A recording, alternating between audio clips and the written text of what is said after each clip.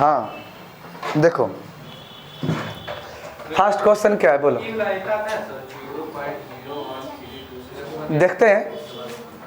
कहता है the potential difference between the terminals of an electric heater is 60 volt. यानी initially जब देखा गया तो भी कितना दिया गया 60 वोल्ट। इनिशियली हीटर के दोनों टर्मिनल के बीच का पोटेंशियल डिफरेंस, यानी सपोज दैट कि अगर हीटर होता तो यहाँ हायर पोटेंशियल और यहाँ लोअर पोटेंशियल, तो दोनों का बीच का डिफरेंस कितना है 60 वोल्ट। ठीक है। When it draw a current of 4 ampere, और उस टाइम करंट कितना दे रहा था 4 एम्पियर। तो बताओ यहाँ पर हमको रेजिस्टेंस पता है क्या? नहीं। तो यहाँ पर हम रेजिस्टेंस निकालेंगे। बोलो व्हाट? निकल जाएगा। अब इसके बाद तो जब हमको हीटर दे दिया है तो क्या उसका रेजिस्टेंस बदल सकता है क्या फिर से? नहीं। फिर समझ लो क्या बोल रहा क्वेश्चन। ये जैसे हमको पता है कि इतना पोटेंशियल दिए, उस टाइम उसको करंट इतना मिल गया, तो क्या जब वो रेजिस्टेंस निकल गया है इतना, जितना वैल्यू का जाए, तो ये हीटर हम चेंज नहीं करेंगे तो क्या उसका कॉइल चेंज हो जाएगा? और जब कॉइल चेंज नहीं होगा तो उसका रेजिस्टेंस का वैल्यू कभी चेंज होगा क्या? नहीं होगा। तो अब क्वेश्चन देखो उसके बाद क्या कहता है कि व्हाट करंट, यानी अब तुमसे पूछा गया कि करंट कितना होगा। ठीक है। तो the heater drawn the potential difference, कब करंट पूछा? जब पोटेंशियल डिफरेंस इंक्रीज करके कितना कर दिया जाता है 120 वोल्ट। तो यानी V बराबर कितना दिया 120 वोल्ट। तो बताओ R कितना होगा? तो जो यहाँ निकालेंगे वही R हम यहाँ पर पुट करेंगे और जो वैल्यू आएगा फिर फॉर्मूला पर रखेंगे। तो चलो निकाल के देखते हैं कितना होगा। तो देखो बताओ V बराबर क्या फॉर्मूला IR, बोलो होता है इतना। बताओ कर V कितना दिया 60, I कितना दिया 4, R हो गया इतना। काट देंगे 15 से, तो R का वैल्यू आ गया 15 ओम। बोलो तो पलटना कुछ नहीं, पलटो तुम कुछ नहीं। तुमको जैसे फॉर्मूला V बराबर IR होता है ना, तो V के जगह पे रख दो, I के जगह पे रख दो, R के जगह पे रख दो। ठीक है, बात समझ में आ रहा है? तो जो तुम्हारा है उसको जगह पे उतना रख दो, तुम्हारा काम हो जाएगा। चलो अब देखो नेक्स्ट।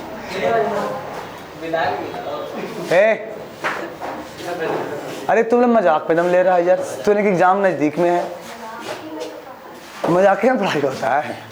देखो R कितना निकल गया 15 ओम, चाहिए तुमको क्या I, तो फिर से फॉर्मूला लगाओ V बराबर IR। ठीक है। V कितना बोला 120, करंट कितना है? करंट है नहीं, पूछा। R कितना 15, बताओ 15 से कटेगा 8 बार में, तो current is equal to 8 ampere. देखो डायरेक्ट भी हम बना सकते थे। देखो कैसे, बताओ रेजिस्टेंस तुम्हारा कहीं बदलेगा क्या? नहीं। यानी हम कह सकते हैं शॉर्ट में कि V is directly proportional to I। कोई दिक्कत? तो जैसे ही हो जाएगा तो हम कह सकते हैं कि V बाई I और बराबर क्या होगा? कोई कांस्टेंट। क्या होगा? कांस्टेंट। इसका मतलब फर्स्ट केस में V1 I1 बराबर सेकेंड केस वाला V2 बाई I2। बताओ फर्स्ट केस में देखा जाए तो V कितना दिया 60 और करंट कितना दिया था 4। ठीक है। और सेकेंड केस में V कितना दिया 120 और करंट हमको पूछ दिया गया। यहां से काट देंगे कितने बार में? 2 बार में। इसको भेज दो इधर तो हो जाता I2, और इसको भेजते इधर तो 4 दूना 8 एम्पियर आंसर। ऐसे भी बना देगा तो कोई दिक्कत नहीं है, क्योंकि यहाँ पे लिख देना है कि टेम्परेचर कांस्टेंट पर कभी भी रेजिस्टेंस चेंज नहीं करता है। तो उस केस में भी डायरेक्टली प्रोपोर्शनल टू I, और जैसे ही लाते हैं तो 12 बार में क्या बचेगा? कांस्टेंट। यानी इनिशियल का V और I का रेशियो, फाइनल का V और I का रेशियो हमेशा क्या होगा? इक्वल होगा। और जब इक्वल होगा तो हम आराम से इस तरह से बना सकते हैं। बोलो कोई दिक्कत है? नेक्स्ट क्वेश्चन देखो, कहता resistance of a metal wire of length 1 metre. बताओ लेंथ कितना दिया है? 1 मीटर दिया। ठीक है। तब उस केस में रेजिस्टेंस का वैल्यू दे दिया गया 26 ओम का। ठीक है, ध्यान देना ये टेम्परेचर कांस्टेंट रखा 20 डिग्री सेल्सियस, मतलब ये कांस्टेंट है, ये कभी बदल नहीं रहा, लिखने की कोई जरूरत उसका नहीं है।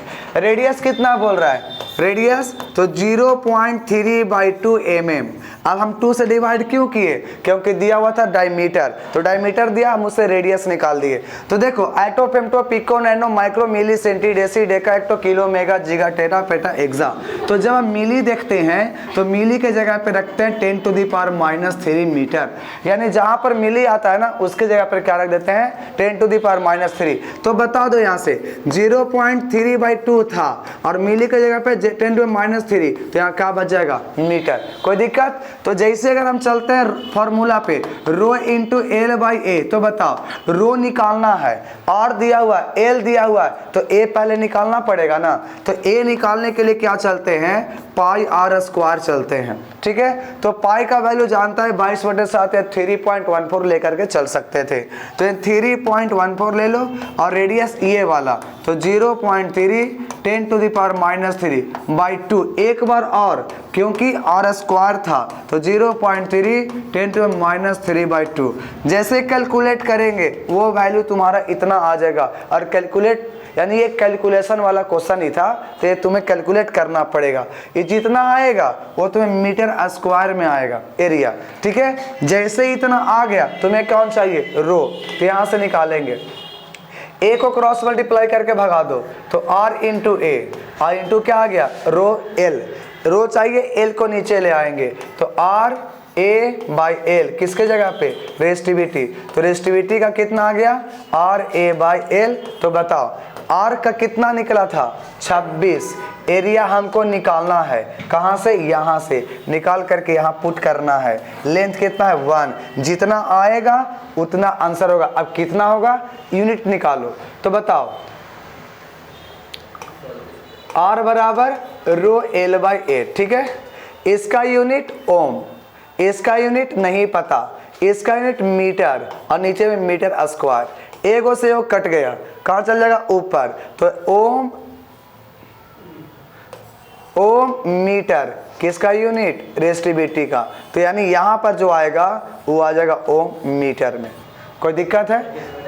फिर से देखो, तुम्हें हम समझ लो फॉर्मूला R बराबर रो इंटू L/A होता है।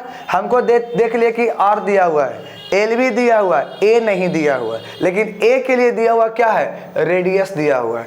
डायमीटर से रेडियस निकाले, जैसे ही निकाले तो जानते हैं कि अगर कोई भी कंडक्टर नहीं दिया रहे कि रेक्टेंगुलर है कि क्यूबिकल क्यूबाइड कुछ भी ना दे रहे, तो उस केस में तुमको सिलिंड्रिकल मानना पड़ेगा। ठीक है, जब सिलिंड्रिकल मानेंगे तो उसका एरिया कैसा मिलेगा, सर्किल वाला, और सर्किल मिलेगा तो πr² हम लेंगे। ठीक है, तो पाई का पाई R वैल्यू इतना आया था, हम इसको 2 टाइम मल्टीप्लाई करेंगे तो हमें एरिया आ जाएगा। इस एरिया को क्या करेंगे, एरिया के जगह पे रख देंगे। बोलो कोई दिक्कत है? नहीं ना। तुम यहां पर भी काम कर सकते हो, R के जगह पे 26, रो नहीं पता, L के जगह पे ये वाला और एरिया के जगह पे ये वाला, जैसे जो कैलकुलेट करेंगे वो आंसर आ जाता। ठीक है, नेक्स्ट देख लेते हैं। कहता है एक क्वेश्चन आता है, वो क्वेश्चन आया नहीं है पीछे वाला।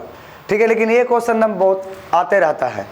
ठीक है, कहता है a wire of given material having length L, एक वायर है कोई मटेरियल का जिसका लेंथ कितना दिया L। तो मान लेते हैं कि इतना बड़ा कंडक्टर था जिसका लेंथ दिया L और क्रॉस सेक्शन एरिया दे दिया A, और उस टाइम इसका रेजिस्टेंस यानी R की वैल्यू बोल दिया गया कि 4 ओम है। ठीक है, अब कहता है what is the resistance of another wire, कोई दूसरा वायर लेंगे जिसका रेजिस्टेंस पूछा जा रहा है। कब और वो भी कैसा, सेम मटेरियल, यानी जो इसका रो होगा वही रो इसका भी होना चाहिए। क्या चेंज करेगा? नहीं। तो कहता है कि कब ऐसा लेना है, जब उसका लेंथ आधा हो जाए, यानी लेंथ L/2 हो जाए और एरिया जो मेरा A था वो एरिया कितना होगा, दुगना हो जाएगा। तो इसका पूछा है कि R' कितना होगा। तो देखो हम चाहते हैं बनाने के लिए, तो यहाँ से हम पहले रो निकालेंगे, तब उसमें पुट करेंगे तो बहुत टेंशन लगेगा, बहुत टाइम लग जाएगा। तो शॉर्ट में कैसे करेंगे वो देख लो। अगर इसके लिए सोचते तो R बराबर रो एल बाई ए मिलता कि नहीं, मिलता ना। और इसे हम इक्वेशन 1 मान सकते हैं। और इसके लिए जब निकालते तो R डैश हो जाता, रो पे रो रह जाता क्योंकि मटेरियल हमने चेंज नहीं किया। बताओ लेंथ के जगह पर कितना लिखना है, L/2 लिखना है कि नहीं, और एरिया के जगह पर कितना लिखना है, 2a। अगर इसको और अच्छा सिंप्लीफाई किया जाए तो रो रह जाता, L भी रह जाता, ये 2 नीचे आ जाता ना, तो 2 2 जा 4 आ जाता और a आ जाता। हमको निकालना कौन था, ये वाला। तो इक्वेशन नंबर 2 क्या करो कि 2 डिवाइडेड बाई 1 कर दो। क्या कर दो, 2 डिवाइडेड बाई, क्यों, क्योंकि हमको ये चाहिए ना। तो क्या करते हैं, 2 डिवाइडेड बाई 1। बताओ 2 कितना है, तो R डैश, और इधर में कितना है, रो L बाई 4a बराबर, डिवाइड करना है ना R से, वो वाला R से, कितना है, रो L डिवाइडेड बाई a। बोलो है कि नहीं। बता, रो से रो क्या हो गया, कट गया, L से L कट गया, A से A कट गया। बताना यहाँ पर R डैश बाई R कितना मिला, 1/4, यही ना बच रहा है। अब हमको भेज दो इधर, तो R डैश बराबर R/4 इतना आ जाता। लेकिन क्वेश्चन में दे दिया है कि R का जो वैल्यू है 4 ओम है पहले से, तो 4/4 कटेगा तो कितना आ जाएगा, 1 ओम। बात समझ में आ गया, बात समझ में आ गया। क्या करना है, बोलो। बाउंस मार रहा है, देखो बाउंस नहीं मारेगा, एकदम बैट पर आ जाएगा। देखो R कितना है, रो L बाई ए है, पहले वाला जो फॉर्मूला में था, लेकिन चेंज किया तो हम नया सा रेजिस्टेंस को R डैश मान सकते हैं ना, नया का रेजिस्टेंस। तो रो L/2 कैसे, क्योंकि इसका लेंथ हमारा L/2 है, एरिया कितना है, 2a है। ठीक है, हम इसको सोल्व करना चाहते हैं तो ये 2 को नीचे आ सकता है ना, और जैसे आ जाता तो नीचे क्या बनेगा, 4। बोलो यही तुमको समझ में नहीं आ रहा है कि 2 कैसे नीचे आता है। ठीक है, देखो यहाँ पर शॉर्ट में रो था, ऊपर में L था, नीचे में 2 था, और नीचे में 2a था। तो अब अपना मान से नीचे भी 1 मान सकते हैं कि नहीं।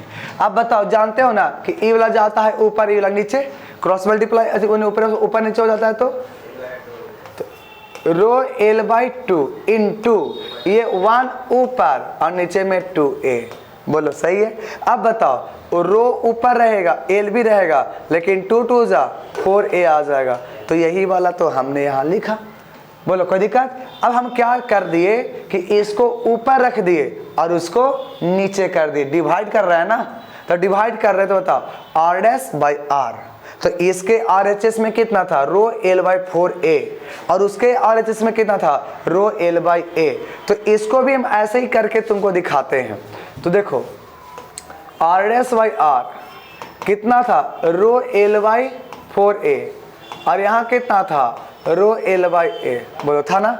अब इसको देखते हैं, तो इसको क्या लिख देंगे, R डैश बाई R बराबर रो L/4a, और ई वाला चल जाएगा ऊपर और ये नीचे रह जाएगा। तो रो L से रो L खत्म, A से A खत्म, तो R डैश बाई R कितना बचा, 1/4। बताओ ये वाला आ जाता R/4, मतलब कौन सा, ये 1/4। R को ऊपर भेजते R/4, कोई दिक्कत। और जैसे आ गया तो R का वैल्यू 4 ओम दिया हुआ था, 4/4 कितना हो, 1 ओम। बात समझ में आ गया। हाँ यही दिक्कत होता है। बस जब से दिक्कत तुमको लगने लगे तुरंत उसको और थोड़ा सा डीप में चले जाओ कि कैसे शुरू वैसे हम लिख सकते थे। बात समझ में आ गया, क्लियर है। चलिए अब आगे पढ़ते हैं कॉम्बिनेशन ऑफ रेजिस्टेंस। ये बहुत इंपॉर्टेंट है, इसी से तो क्वेश्चन आता है।